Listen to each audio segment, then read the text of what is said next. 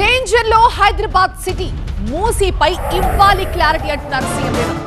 ఇవాళ city orange zone లో red zone లోకి వెళ్ళిందంటే నాన్ లివబుల్ సిటీగా మారే ప్రమాదం ఉందన్నారు. కాలుష్యమే అతిపెద్ద సమస్య, మూసీ ప్రక్షాళనే దీనికి పరిష్కారం అంటున్నారు. అయితే దీనిపై విపక్షాల వైఖరింటో చెప్పాలంటూ రేవంత్ డిమాండ్ చేశారు. ఇక మూసీ ప్రాజెక్ట్ పై పవర్ పాయింట్ ప్రెజెంటేషన్ కూడా ఇవ్వబోతున్నట్లుగా సీఎం రేవంత్ ప్రకటించారు. ఇక్కడ పరిశ్రమలు ఉన్నాయి, కాలుష్యాన్ని వెదజల్లే పరిశ్రమలు ఉన్నాయి. ఈరోజు లివబుల్ సిటీ నుంచి నాన్ లివబుల్ సిటీగా మారే ప్రమాదం ఉంది. దేశంలోని మెట్రోపాలిటన్ సిటీలన్నీ కాలుష్య కోరల్లో చిక్కుకున్నాయి, వరద ముప్పుతో ఇబ్బందులు పడుతున్నాయి. అదే పరిస్థితి హైదరాబాద్ కు కూడా వచ్చే ప్రమాదం ఉందన్న సీఎం రేవంత్ రెడ్డి ఆ పరిస్థితి రాకముందే చర్యలు చేపట్టాల్సి ఉందన్నారు. మీరు పొద్దున్నే చూడంగానే హైదరాబాద్ ఆరెంజ్ కేటగిరీకి వచ్చింది, తొందరలోనే మనం ఇట్లనే వదిలేస్తే రెడ్ కేటగిరీకి పోతుంది. ఈరోజు ఎస్టీపీలు కొన్ని కట్టినాం, కానీ అవి సరిపో. ఈరోజు డ్రైనేజ్ వ్యవస్థ రోడ్ల మీదకి వదిలేసాం, శానిటేషన్ పని లేదు. ఈరోజు చెత్త ఎత్తమంటే 5,000 ఆటోలు ఉచితంగా ప్రభుత్వం కొనిస్తే చెత్త ఎత్తాల్సిన ఆటో వాళ్ళు ఈరోజు మేము చేయము, మేము చేసిందే చెల్లుద్ది అన్నట్టుగా వ్యవహరిస్తున్నాం. మూసీ ప్రక్షాళన ప్రాజెక్టుపై మరోసారి క్లారిటీ ఇచ్చే ప్రయత్నం చేశారు CM Revanth Reddy. Musi buffer zone లో ఎలాంటి నిర్మాణాలు ఉండకూడదని స్పష్టం చేశారు. అలాంటి ఇళ్లకు విలువ ఉండదని, ఒకవేళ అక్కడ నిర్మాణాలు కట్టినా వాటిని తొలగించక తప్పదన్నారు.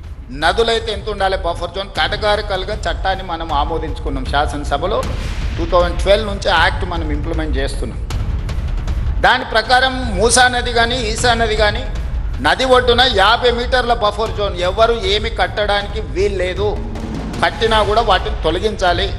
మూసీ ప్రాజెక్టు బాధితులకు తగిన న్యాయం చేస్తామని సీఎం రేవంత్ రెడ్డి హామీ ఇచ్చారు. స్థలం ఇవ్వడంతో పాటు నిర్మాణానికి ఆర్థిక సాయం చేస్తామన్నారు. ప్రత్యామ్నాయంగా పక్కనే 7 ఎకరాలకు 7 ఎకరాల ల్యాండ్ ఇచ్చి ఇప్పుడు ఎంతైతే స్క్వేర్ ఫీట్ కన్స్ట్రక్షన్ చేసిందో కొత్త నిర్మాణానికి అవసరమైన డబ్బులు బ్యాంకులో డిపాజిట్ చేస్తా. మీరే ఒక సొసైటీ పెట్టుకొని మీరు కట్టించుకోండి. ఇది ఇంకా భవిష్యత్తులో ఎప్పుడు మీకు అమ్ముకోవడానికి కొనుక్కోవడానికి కూడా ఉండదు. ఈ 50 మీటర్ల బఫర్ జోన్ అనేది బ్యాన్ చేస్తాం. ఇప్పటికిప్పుడు కూలగొట్టకపోయినా భవిష్యత్తులో అది మీకు జీరో వాల్యూ అవుతుంది. మూసీ ప్రాజెక్టును విపక్షాలు అడ్డుకుంటున్నాయన్న సీఎం రేవంత్ రెడ్డి వాళ్ళ హయాంలో చేయలేదు, ఇప్పుడు తాము చేస్తుంటే అడ్డుకునే ప్రయత్నం చేస్తున్నారని ఆరోపించారు.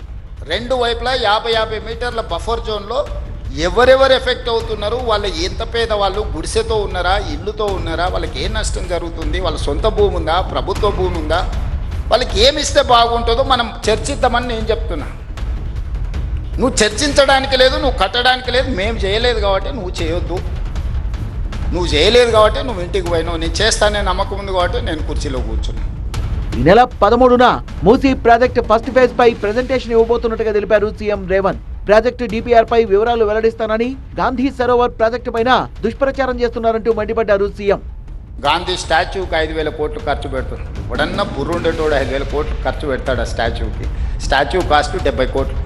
ఆడ విజ్ఞాన మందిరం మొత్తం కట్టడానికి 100+ ఏదో అవుతుంది. టోటల్ కలిపితే కూడా 200 కాదు. అంబేద్కర్ భవన్కి 220 కోట్లు పెట్టారు, సంతోషం. మహాత్మా గాంధీ ఒక విజ్ఞాన కేంద్రానికి ఒక 200 కోట్లు పెడితే మీకు వచ్చిన కష్టం ఏంటి? దాన్ని 5,000 కోట్లు 10,000 కోట్లు అని చిలువలు పలువలు చేస్తారు.